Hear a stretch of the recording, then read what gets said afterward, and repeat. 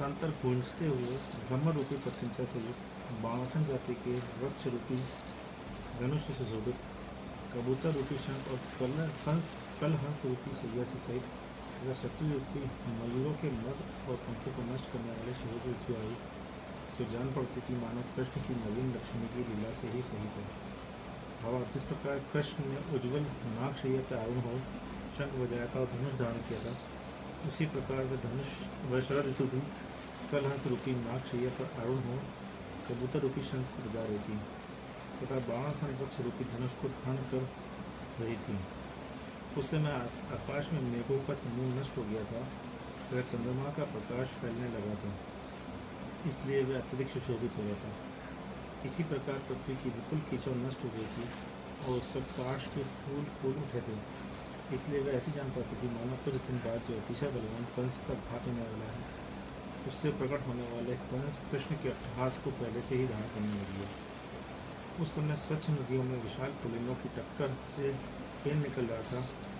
स्वाभाविक जल से भरे सरोवर में सफ़ेद सफ़ेद कमल फूल खिल रहे थे और पर्वतों में अपने वनों में सफ़ेद सफ़ेद फूल खिल उठे थे।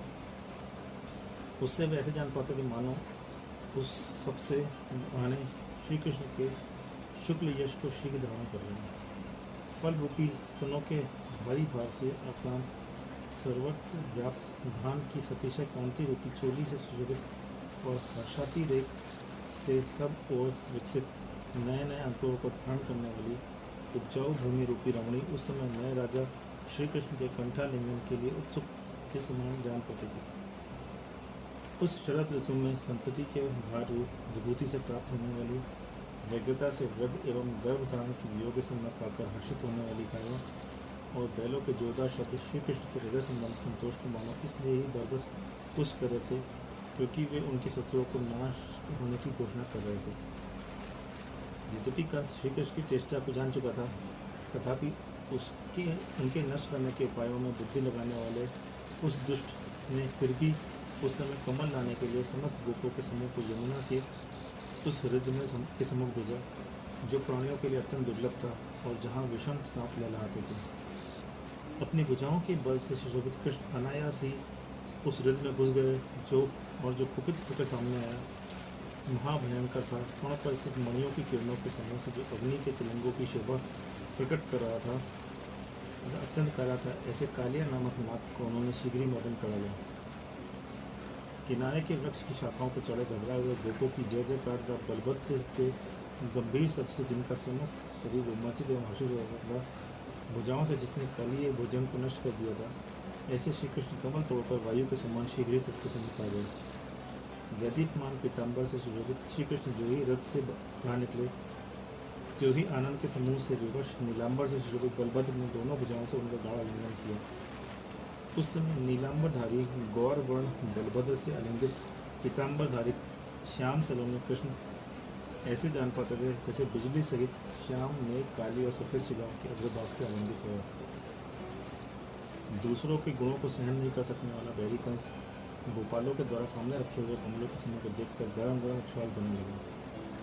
तदनंतर उसने शीघ्र ही यह आज्ञा दी नंद गोप के पुत्र आदि को लेकर समस्त गोप यहाँ मल्ल युद्ध के लिए अविलंब तैयार हो जाएंगे। इस प्रकार मल्ल युद्ध के लिए कड़ी आज्ञा देकर चक्र और करोध के समान तीक्ष्ण स्थिति का धारण कर कंस मल्ल युद्ध के लिए इच्छुक को शीघ्र ही अत्यंत बलवान छोटे छोटे और मध्यम श्रेणी के मल्लों को उसी समय बुलाकर अपने पास रख लिया।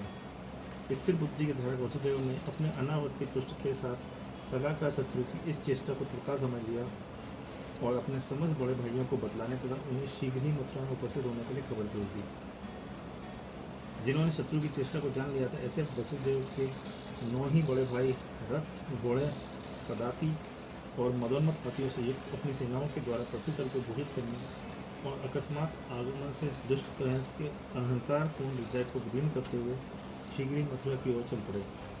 यदुवंशी राजाओं को विशाल मथुरा नगरी की ओर आया देख यद्यपि कंस शंका से युक्त हो गया, तथापि उसे यह बताया गया कि ये चिरकाल से युक्त छोटे भाई वसुदेव को देखने के लिए आए हैं तथा उसे निशंक हो सामने जाकर उसका स्वागत किया, उन्हें अच्छी तरह नमस्कार किया और छोटे भाइयों से सहित उन समस्त भाइयों का नगर में प्रवेश कराया। विशाल मथुरा नगरी के घरों की शोभा देखने से जिनके नेत्र संतुष्ट हो गए थे तथा नगरी की अधिपति कंस ने जिन्हें उत्तमोत्तम भवन प्रदान किए थे, ऐसे वे सब यदुवंशी राजा मथुरा नगर में रहने लगे।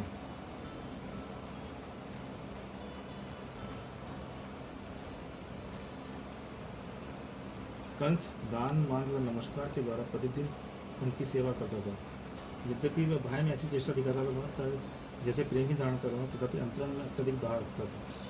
तदनंतर जिन्होंने समस्त कार्य का अच्छी तरह निर्णय कर लिया था और जिनके अवयव वृषभ के समान सफेद थे, जो अत्यंत विज्ञ थे, जिनकी बुद्धि अत्यंत निपुण थी और जो कृष्ण के हृदय में युद्ध की अभिलाषा उत्पन्न करना चाहते थे, ऐसे धीर वीर बलभद्र ने गोकुल जाकर कृष्ण के सामने ही यशोदा से कहा, जल्दी स्नान कर, क्यों इस तरह देर कर रही है? तू अपने शरीर के संभाल में ही भूल हुई है। एक बार नहीं अनेक बार कहा, फिर भी अपनी आदत नहीं छोड़ती।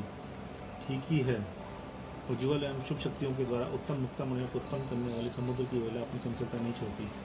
चिरकाल तक साथ रहने पर भी बलभद्र ने यशोदा से ऐसे कटु वचन पहले कभी नहीं कहे थे, इसलिए वह बहुत ही चकित भयभीत हो गई। यद्यपि उसने कुछ नहीं कहा, फिर भी उसके नेत्रों से आंसू निकल गए। वह चुपचाप शीघ्र स्नान कर भोजन बनाने के लिए प्रकृत अवसरानुकूल यत्न करने लगी और इधर कृष्ण और बलभद्र दोनों स्नान करने के लिए नदी चले गए। एकांत में पहुंचने पर बलभद्र ने कृष्ण से कहा, आज तुम्हारा यह मुख लंबी लंबी सांसों से अश्रु से युक्त क्यों है? तुषार के कुमला हुए कमल के समान कांति से रहित तुम्हारा यह मुख किसी भारी संताप को प्रकट कर रहा है, उसका कारण कहो। इस प्रकार प्रेम से पूछे हुए कृष्ण ने प्रसन्न मुख से युक्त बलभद्र की ओर देख के कहा, आर्य मेरे वचन सुनिए। मेरे मुख पर प्रकट हुए यह विकार मेरा मानसिक दुख प्रकट हो रहा है, यह ठीक है। आप शास्त्र ज्ञान के श्रेष्ठ विद्वान हैं, लोक रीति को जानते हैं। हे पूज्य, आप नगर वासियों को लोगों को श्रेष्ठ उपदेश देते हैं, फिर यह तो बताइए कि आज हमने आपको हमारी पूज्य माता यशोदा को अत्यंत कठोर वचनों से तिरस्कार करने का क्या उचित था? इस प्रकार के वचनों द्वारा शोक प्रकट करते हुए कृष्ण ने बलभद्र को दोनों भुजाओं से गाढ़ आलिंगन कर लिया। हर्ष से उनका शरीर रोमांचित हो गया। तदनंतर अविरल अशुदाशा से हृदय की स्वच्छ वृत्ति को सूचित करते हुए उन्होंने कृष्ण के लिए सब वृत्तांत कह सुनाया। उन्होंने सबसे पहले तीव्र अहंकार के वशुद्ध जरासंध की पुत्री कंस की जीव दिशा के लिए अति मुक्तक होने में जो अव्यंग शुद्ध वचन कहते हुए सुनाया।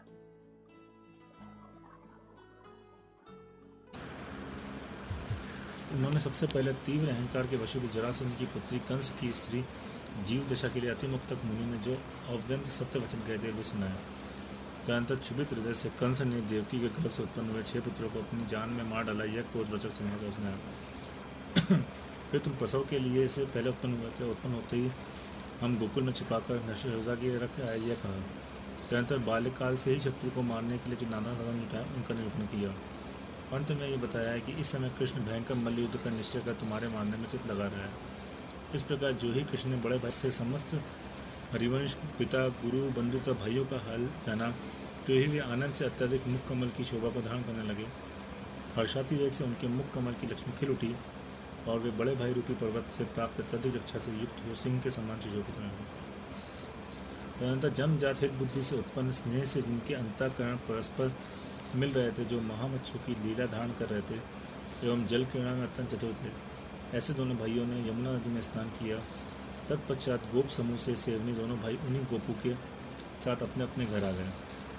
घर पर दोनों ने साथ साथ मणिजरित भूमि में गए और वहाँ उन्होंने एक साथ ही जिसके शीत अर्थात अत्यंत कोमल और उज्ज्वल थे ऐसे शाली धान का भात, शुभ सुगंधित एवं तत्काल तपाए हुए घी से स्वादिष्ट दाल, शाक, दूध और दही के साथ जीमा, जीमने के बाद अत्यंत कोमल और सुगंधित चिन्नारी द्रव्यों से चूर्ण से कुल्ला किया। हाथों में उन्हीं का उतरण किया और कर किसले से लेकर गाढ़ा गाढ़ा सुंदर लेप लगाया। कटी हुई हरी सुपारी और इलायची आदि से युक्त पान खाया।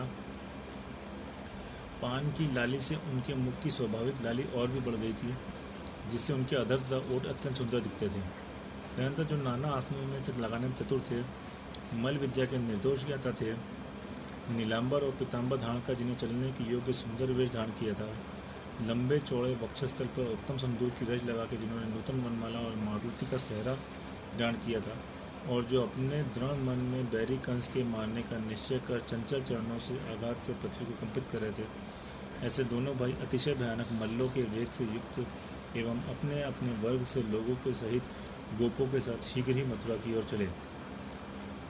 मार्ग में कंस के भक्त एक असुर ने नाग का रूप बनाया, दूसरे ने कटु शब्द करने वाले गधा का और तीसरे ने दुष्ट घोड़े का रूप बनाया और नगर प्रवेश में विध डालते हुए सबके मुंह फाड़ फाड़ के सामने आया, परंतु कृष्ण ने उन सबको मार भगाया। नगर में प्रवेश करते हुए दोनों भाई जब द्वार पर पहुंचे तो शत्रु की आज्ञा से उन पर एक साथ चंपक और पादाभार नाम के 2 हाथी हुल दिए गए। उन हाथियों के भूरे रंग के गंडस्थल निरंतर झरती हुई मध की रेखाओं से सुशोभित थे। उन हाथियों को सामने आते देख जानकर दोनों भाई ऐसे संतुष्ट हुए जैसे युद्ध की रंगभूमि में आगत प्रथम मल्लों को देखकर ही संतुष्ट हो रहे हों। उनमें से बलभद्र तो बड़ी सुंदरता के साथ चंपक हाथी के सामने अड़ गए और कृष्ण पादाभार हाथी के सामने जा लटे। तदनंतर नरमल और हस्तिमल की जोड़ियों से ऐसा मल्ल युद्ध हुआ जो देखने वाले मनुष्यों ने बिल्कुल नया तथा आश्चर्य उत्पन्न करने वाला था। यद्यपि हाथों ने अपने दांत टेढ़ी से उनसे छिपा के रखे थे, तथापि उन दोनों ने उन्हें पैरों के मजबूत प्रहार और बहुत भारी चपेट से उखाड़ लिया था। उस समय वे हाथियों के दांत ऐसे जान पड़ते थे मानो अत्यधिक बाहुबली की लीला से जिसका अग्रभाग उखाड़ा जा रहा था, ऐसे किसी पर्वत के सांपों से गिरे हुए बड़े बांसों के अंकुरों का समूह ही हो। तदनंतर निर्दयतापूर्वक जड़ से उखाड़े हुए अपने सुशोभित दांतों के परिघात से जो भयंकर वज्रपात के समान जोरदार विरस शब्द कर रहे थे, ऐसे उन दोनों हाथियों को मारकर दोनों भाई नगर में प्रविष्ट हुए। उस समय वह मथुरा नगर जोर जोर से जयकार करने वाले गोपों से व्याप्त होने के कारण बहुत बड़ा जान पड़ता था। तदनंतर कमल की कलिकाओं से जिसके तोरण द्वार की शोभा बढ़ रही थी और जिसके भीतर घेर कर बैठे हुए राजाओं एवं नगरवासियों से सुशोभित कुश्ती के लिए गोलाकार स्थान बनाए गए थे, ऐसे बहुत ही बड़े रंगभूमि में दोनों भाई अपने कंधों से बड़े बड़े मल्लों से उन्नत कंधों को धक्का देते हुए हर्षपूर्वक प्रविष्ट हुए। उस समय रंगभूमि में अपने चरणों और भुजदंडों के संकोच व विस्तार से जिनकी शोभा बढ़ रही थी, जो अभिनय के अनुरूप दृष्टि से दृढ़ निष्पेक्ष से अत्यंत रमणीय थी एवं हिलते हुए चंचल वस्तु उसके छोर से सुंदर थी, ऐसी कृष्ण और बलभद्र की क्रीड़ापूर्वक उछलना और ताल ठोकना आदि चेष्टाएं अत्यंत सुशोभित हो रही थी। रंगभूमि में पहुँचते ही बलभद्र ने यहाँ का शत्रु कंस बैठा है, ये जरासंध के आदमी हैं और ये अपने अपने पुत्रों से समुद्र विजय आदि 10 भाई विराजमान है। इस प्रकार इशारे से कृष्ण को समस्त मनुष्यों का परिचय करवा दिया। वे समस्त लोग भी उसी गोल की ओर देख रहे थे जो बलभद्र कृष्ण से सहित था। अतः जहाँ अनेक नगरवासी और राजा आदिशेष देखने के लिए एकत्रित थे एवं छोप को प्राप्त हुए समस्त मल्लों की उछल कूद एवं तालों के शब्दों से अत्यधिक मनोहर जान पाता था, ऐसे अखाड़े में बारी बार से कंस की आज्ञा पाकर अनेक मल्ल जंगली भैंसाओं के समान अहंकारी और मल्लयुद्ध करने लगे। जब साधारण मल्लों का युद्ध हो चुका था तब दुष्ट कंस ने कृष्ण से लड़ने के लिए उस चाणूर मल्ल को आगे दी जो पर्वत की विशाल दीवार के समान विशाल वक्षस्थल से युक्त था और जिसने अपने मजबूत भुजयंत्र से बड़े बड़े अहंकारी मल्लों को पेल डाला था। यही नहीं, पीछे से मुष्टिक मल्लों को भी उन पर रूढ़ पड़ने के लिए अपनी विषयमयी दृष्टियों से इशारा कर दिया था। तदनंतर समस्त के समान आकार और खड़े होने की मुद्रा विशेष को प्रकट करने वाले कृष्ण और चाणूर मल्ल स्थिर चरण रख एवं तीक्ष्ण नखों से कठोर मुठ्ठियाँ बांधकर अविराम रूप से मुल्ली मुष्टि युद्ध में जुड़ गए, परस्पर मुक्केबाजी करने लगे। वज्र के समान कठोर मुट्ठी का धारण मुष्टिक मल्ल पीछे से मुष्टि का पहाड़ करना ही चाहता था। इतने में बिलभद्र मल्ल ने शीघ्रता से बस ठहर यह कहते हुए चौड़े और सिर में से जोर से मुक्का लगा के उसे प्राण रहित कर दिया। इधर सिंह के समान शक्ति के धारक एवं मनोहर अहंकार से युक्त श्री कृष्ण ने भी चाणूर मल्लों को जो उसे शरीर में धुना था उसे अपने वक्षस्थल से लगा के भुज यंत्र के द्वारा इतनी जोर से दबाया कि उसके अत्यधिक रुधिर की धार बहने लगी और वह निष्प्राण हो गया। कृष्ण और बलभद्र में 1000 सिंह और हाथियों का बल था। इस प्रकार अखाड़े में जब उन्होंने हठपूर्वक कंस के दोनों प्रधान मल्लों को मार डाला, उन्हें देख कंस हाथ में पैनी तलवार लेकर उनकी ओर चला। उसके चलते ही समस्त अखाड़े का जन समूह समुद्र की नाई जोरदार शब्द करता उठ खड़ा हुआ। कृष्ण के सामने आते हुए शत्रु के हाथ से तलवार छीन ली और मजबूती से उसके बाल पकड़ उसे क्रोधवश पृथ्वी पर पटक दिया। तुरंत उसके कठोर पैरों खींच के यही उसके योग्य दंड है, यह विचार कर उसे पत्थर पर पिछाड़कर मार डाला। कंस को मारकर कृष्ण हंसने लगा। कंस की सेना सुबह होकर सामने आई। उसे देख के राम की भौहें कुटिल हो गई। उन्होंने क्रोधवश मंच का एक खंभा उखाड़ लिया और गर्व से सब और दिए हुए उस वज्रतुल कठोर आघात से चिल्लाती हुई सेना को क्षण भर में खदेड़ दिया। कंस के कार्य में नियुक्त जरासंध की स्वच्छंद एवं मदोन्मत सेना यद्यपि क्षुभित हो गई, तथापि जो ही विषम दृष्टि के धारक शक्तिशाली यादव लोग चंचल समुद्र के समान शब्द करने वाली अपनी अपनी सेनाओं के साथ एक साथ उठ खड़े हुए, जो ही वह समस्त सेना नष्ट भ्रष्ट हो गई। तदंतर मल्ल के वेश से युक्त दोनों भाई अनावृष्टि के साथ 4 घोड़ों से सहित वाहिद रथ पर सवार हो अपने पिता के घर गए। पिता के घर समुद्र विजय आदि राजाओं तथा अनेक यदुवंशियों के समूह से भरा हुआ था। वहां जाकर दोनों भाइयों ने क्रम से समुद्र विजय आदि गुरुजनों को नमस्कार कर उनकी पूजा की तथा गुरुजनों ने उसे आशीर्वाद दिया। इस प्रकार अपने संयोग रूपी प्रथम जल की धारा से युक्त दोनों भाइयों ने चिरकाल तक विरह से उत्पन्न उनके मानसिक संताप को अस्त कर दिया। कुबेर की उपमा धारण करने वाले वसुदेव और देव की शत्रु रूपी अग्नि को शांत करने वाले पुत्र के मुख को निशक रूप से देखकर अनुपम सुख को प्राप्त हुए। इसी प्रकार कंस ने जिसकी नाक चपटी कर दी गई है, उस कन्या ने भी भाई का मुख देख अनुपम सुख का अनुभव किया। सो ठीक ही है, क्योंकि संसार में पुत्र पुत्रियों का समागम सुख के लिए ही होता है। जिनकी बेड़ियों का कलंक नष्ट हो गया था, जो कंस की शंका से विमुक्त हो चुकी थी, ऐसे राजा उग्रसेन उस समय यादवों की आज्ञा से कृष्ण के द्वारा प्रदत्त चिरकालीन विरह से दुबली पतली राजलक्ष्मी रूपी स्त्री का मथुरा में पुनः उपभोग करने लगे। भगवान कृष्ण ने राजा उग्रसेन की बेड़ी काटकर उन्हें पुनः मथुरा का राजा बना दिया था और वे चिरकाल से विरह के कृष्ण राज्यलक्ष्मी का पुनः सेवन करने लगे। उधर कुटुंबी जन तथा अपनी स्त्रियों के रुदन आदि से सहित कंस जब अमृतिक सात्विक संस्कार को प्राप्त हो चुका था, तथा यादवों के ऊपर जिसका चित्त अत्यंत कुपित हो रहा था, उस ऐसी आंसुओं से इसका गला रूंध दिया था, ऐसी जीव दशा अपने पिता जरासंध के पास पहुंची। अतंत किसी से ऊपर की ओर मुख किए हुए मथुरा निवासी समस्त लोगों ने आकाश में विद्याधरों के राजा सुकेतु का दूत देखा। वह दूत हर्ष से लहराते हुए आकाश रूपी समुद्र में बड़े वेग से आ रहा था। मत्स्य की उत्कट लीला को धारण कर रहा था और दैदीप्यमान मणियों के आभूषणों से युक्त था। उनका शरीर चंदन से आता और महीन और श्वेत वस्त्र पहना हुआ था, इसलिए मानसरोवर में स्नान करने वाले हंस के समान जान पाता था। वह शीघ्र ही प्रत्येक दिशा से विचरण करने वाले श्रेष्ठ राजाओं से गंगा नदी के समान सुशोभित मथुरा नदी की गली में आया। तदनंतर द्वारपाल ने जिसे प्रवेश दिया था, ऐसा वह दूत यादवों से युक्त सभा में सावधानी से प्रविष्ट हो नमस्कार कर बैठ गया। फिर कुछ देर बाद अवसर को जानने वाले उस दूर ने यादवों के समक्ष शत्रुओं को जीतने वाले कृष्ण से निम्नांकित वचन कहे। उसने कहा कि हे राजाओं के द्वारा स्तुत, आप मेरी प्रार्थना सुनिए। विजयात पर्वत के ऊपर एक सुकेतु नाम का राजा है और नमी और विनमी की कुल लक्ष्मी के मानव विजय पताका है। नीति में अत्यंत चतुर और दक्षिण श्रेणी में स्थित रथ नूपुर चक्रवाल नामक नगर में रहता है। शंख फूंकना, नाग शंडिया बचाना, धनुष उड़ाना, इन लक्षणों में आपकी परीक्षा कर शीघ्र ही प्रेम पूर्वक मुझे यहाँ आपके पास भेजा तक कहलाया है कि यदि आप उत्तमोत्तम वस्तुओं को प्रदान करने वाले लोगों से घिरे रहते हैं, तथापि मेरी एक तुच्छ प्रार्थना है कि आप मेरी पुत्री सत्यभामा को स्वीकृत कर लें। आपका यह कार्य विद्याधर लोक के वैभव को बढ़ाने वाला एवं समस्त कल्याणों का मूलक होगा।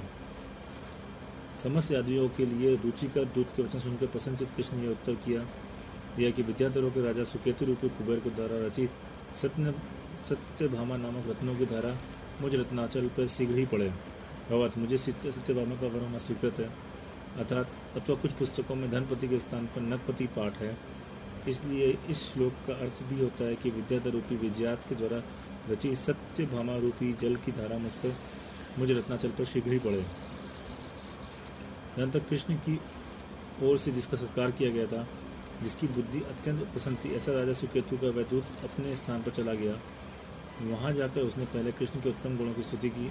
उसके पश्चात संतुष्ट होकर बल्लभा के साथ बैठे हुए संतोषी राजा सुकेतु के लिए सर्व कार्य के सिद्ध होने की सूचना दी।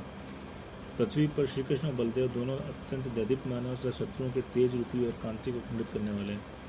इस प्रकार अपने दूत के मुक्त जानकर विद्याधर का राजा सुकेतु, उसका भाई रतिमाल और अपनी अपनी कन्याओं के साथ मथुरा जा पहुंचे।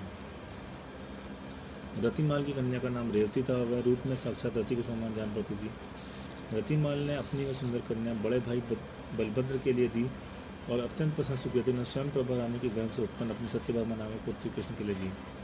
इस विवाह मंगल के अवसर पर जो स्तन रूपी कलश और नितंबों से बहुत भारी भार से खिन्न थी, जिसके वस्त्र मेखला, केशपाश और उत्तरीय वस्त्र शिथिल हो रहे थे, जो निपुण की झनकार से मनोहर जान पड़ती थी और उज्ज्वल वेश को धारण करने वाली थी, ऐसी भूमि गोचरी एवं विद्याधरों की स्त्रियों ने नृत्य किया। जो पहली नई वधुओं से शरीर से सहित नील और पीत वस्त्र के धारक थे, नाना प्रकार के मणिमय आभूषणों की कांति से जिनके शरीर दीप्यमान हुए थे, चारों ओर बैठे हुए यदुवंशी राजाओं से घिरे हुए थे, ऐसे अपने पुत्रों को देख यादवों की स्त्रियों ने युक्त रोहिणी तथा देव की अत्यधिक संतुष्ट हो रही थी। प्रथम समागम में ही सत्यभामा ने कृष्ण के तथा अतिशय प्रिय रेवती ने बलभद्र के हृदय को हर लिया था। इस प्रकार कृष्ण तथा बलभद्र भी अभ्यस्त गुणों और कलाओं से उत्तम प्रयोगों से उन दोनों का हृदय हर लिया था। सो ठीक ही, क्योंकि चतुर मनुष्य उचित कार्य करने के लिए कभी नहीं चुकते। तदनंतर जिनका हृदय अत्यंत कलुषित था, जो अत्यधिक व्याकुल थी और जिसके तमाल पुष्प के समान काले काले केश बिखरे हुए थे, ऐसी कंस की स्त्री जीव दशा राजा जरासंध के पास जाकर यादवंशियों के द्वारा किए हुए दोष का बखान करती रोने लगी। तथा जिस प्रकार वेला समुद्र को क्षुभित करती है, उसी प्रकार राजा जरासंध को क्षुभित कर दिया। वह कह रही थी, हे तात, जब आप समस्त पृथ्वी का शासन कर रहे थे, तब मैं पति रहित हो वैधव्य के दुख को कैसे प्राप्त हो गई। हे पिताजी, जब तक मैंने जो ये वैधव्य का दुख सहा है, वह गर्व से फूले यादवों के रक्त रूप पंख से युक्त शिरों से बैर का बदला चुकाने के लिए ही सहा है। इस प्रकार प्रायः विलाप से युक्त पुत्री के वचन सुनकर राजा जरासंध ने कहा कि बेटी, अत्यधिक शोक छोड़। इस संसार में जो होता है वह होनहार देव के योग से ही होती है। दूसरों की शक्ति का तिरस्कार करने वाला देव ही संसार में प्रधान है। खेत में घुसने का इच्छुक पशु भी व्रत की शंका कर सबसे पहले निकलने के लिए निरुपद्रव मार्ग का विचार कर लेता है, परंतु तेरे पति को मारते हुए इन अत्यंत मद यादों ने इस स्पष्ट बात को भी भुला दिया। इससे सिद्ध है कि ये मरना चाहते हैं। हे वत्से, ये भले अब तक तेरे चरणों की शरण प्राप्त कर निष्कंटक रहे हों, भले ही ये बल तथा कुल की शाखाओं से युक्त हों, परंतु यह निश्चित है कि ये शीघ्र ही मेरे क्रोध से बरसने वाली दावानल की ज्वालाओं से भस्म होने वाले हैं। इनका नाम भी नष्ट हो जाने वाला है और ये श्रवण मार्ग को अतिक्रांत कर चुके हैं। अब इनका नाम भी नहीं सुनाई देगा। इस प्रकार प्रिय वचन रूपी जल के द्वारा पुत्री की क्रोधाग्नि के शम्य को शांत कर क्षोभ को प्राप्त हुए क्रोधानल से युक्त जरासंध ने यादवों को मारने के लिए यमराज के तुल्य अपने काल यवन नामक पुत्र को शीघ्र ही आदेश दिया। काल यवन चंचल समुद्र के समान दिखने वाली हाथी, घोड़ा और रथ आदि से युक्त सेना के साथ शीघ्र समुद्रों के संपर्क चला गया और यादवों के साथ 17 बार भयंकर युद्ध कर अतुल मालावत पर्वत नामक पर्वत पर नष्ट होकर मर गया। तदनंतर राजा जरासंध ने शीघ्र अपने भाई अपराजित को भेजा, जो कि शत्रुओं को जीतने वाला था, प्राणों के तुल्य था और शीघ्र संयोग से प्रलय काल की अग्नि की शिखाओं को समूह को नष्ट करने वाला था। अपनी सेना रूपी प्रबल वचन से प्रेरित था और शत्रु रूपी जगत को ग्रसने के लिए संतुष्ट था। वीर अपराजित ने संतुष्ट होकर यादवों के बीच में 346 बार युद्ध किया, परंतु अंत में वह श्री कृष्ण के बाणों के अग्रभाग से निष्प्राण और पृथ्वी पर गिर पड़ा। पृथ्वी पर पड़ा यशस्वी अपराजित ऐसा जानता होता था मानो थकावट को दूर करने वाली वीर शैया पर ही अभियान कर रहे हैं। अथांता जो निरंतर हर्ष को धारण कर रहे थे, कृष्णपुरी मथुरा में निवास करते थे और कृष्ण तथा बलभद्र के अवार्य वीर के गर्व से जिनकी शत्रु की संख्या नष्ट हो गई थी, ऐसे ही यादव लोग मथुरावासी नागरिक जनों के साथ क्रीड़ा करने लगे। गौतम स्वामी कहते हैं, जो समस्त जीवों के लिए बंधु से समान है, पृथ्वी मंडल के फलों की समृद्धि को बढ़ाने वाला और लक्ष्मी तथा यश की माला के सहित है, ऐसी ये जिनेन्द्र मत रूपी मेघ के जल के द्वारा शत्रु समूह रूपी प्रचंड दावानल के गर्व को शांत करती है और बंधुजनों को प्रकृष्ट बहुत भारी हर्ष को उत्पन्न करती है। इस प्रकार हरीश नेमी से संग्रह से जिन सेनाचार्य रहित रचित हरिवंश पुराण में कंस और अपराजित के व्रत का वर्णन करने वाला 36वां सर्ग समाप्त।